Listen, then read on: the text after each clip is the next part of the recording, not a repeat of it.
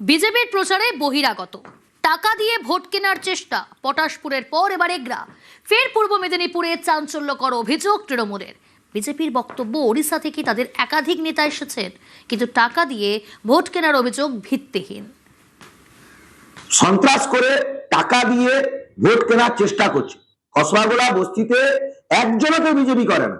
আজ 3-4 দিন ধরে সাহারা বুথ দিয়ে বিহার উড়িষ্যা থেকে লোক এনে ঢোকানো হচ্ছে, টাকা ঢোকানো হচ্ছে। আমাদের ভারতীয় জনতা পার্টি উড়িষ্যার 4 জন কার্যকর্তা গত দুদিন ধরে সেখানকার সংখ্যালঘুদের ভাইদের এবং মায়েদের তারা যথোযুক্ত করে বোঝানোর চেষ্টা করেছে, এবং সেখানকার রাষ্ট্রবাদী আমাদের মুসলমান ভাই বোনেরা তারা কিন্তু ভারতীয় জনতা পার্টির পক্ষে। তাই সেই কারণে এই সমস্ত প্রবাসী কার্যকর্তাদের নামে মিথ্যা রটনা রুটিয়ে হঠাৎ উপরে তরোয়াল লাঠি নিয়ে এসে আক্রমণ শুরু করেছে, ওনাদের গাড়ি ভাঙচুর করেছে।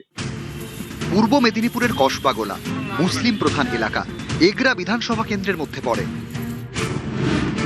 তৃণমূলের অভিযোগ, বিহার এবং ওড়িশা থেকে বহিরাগতদের কসবাগোলায় ঢোকাচ্ছে বিজেপি। তৃণমূলের দাবি, মঙ্গলবার রাত 8টা নাগাদ একটি গাড়িকে আটকান গ্রামবাসীরা। তারপর জানা যায় গাড়ির ভেতরে থাকা 4 জনই ওড়িশার বিজেপি নেতা। সন্ত্রাস করে টাকা দিয়ে ভোট কেনার চেষ্টা করছে। কসবাগোলা বস্তিতে একজনকে বিজেপি করে না। আজ 3-4 দিন ধরে সাহারা বুথ দিয়ে বিহার উড়িষ্যা থেকে লোক এনে ঢোকানো হচ্ছে, টাকা ঢোকানো হচ্ছে। গাড়িতে থাকা এক ব্যক্তি নিজেকে ওড়িশা বিজেপির সংখ্যালঘু মোর্চার সহ সভাপতি বলে দাবি করেন। मेरा नाम मिर्जा सिद्दीक है, मैं ओडिशा स्टेट माइनॉरिटी मोर्चा का वाइस प्रेसिडेंट हूँ। বিজেপির অভিযোগ, মঙ্গলবার রাতে তাদের গাড়ি আটকায় তৃণমূল, তারপর ভাঙচুর চালায়। बीजेपी का मैं हमारे उड़ीसा प्रदेश का माइनॉरिटी का वाइस प्रेसिडेंट हूँ। हम लोग जा रहे थे मिलने के लिए, कोई प्रचार वचार का काम नहीं था आज, बस ऐसे गए थे मुलाकात के लिए। जा रहे थे तो 100-150 आदमी आए, और जो वहाँ के लोकल टीएमसी के जो नेता थे उन लोग के बहकाव में आके वो लोग 100-150 आदमी आके हमको हमला किया। जो यहाँ के टीएमसी के जो नेता भी हैं वो लोग ही भेजे उन लोगों को, जाओ उन लोग को मारो पीटो, और वो लोग आके हमको जानलेवा हमला किया। हम लोग का एक आदमी मेडिकल में एडमिट है, मेरे को भी मार लगा हुआ है। गाड़ी भी हमारा पूरा खत्म है, गाड़ी को तोड़ दिया उन्होंने, थाने में भी केस किया। যেভাবে যে গতিবেগে তারা বস্তির ভিতরে গাড়িটা ঢুকিয়েছিল, সেই সময় একটা বাচ্চা ছিটকে যায়, তার হয়তো তিনি নিহত হতে পারতেন।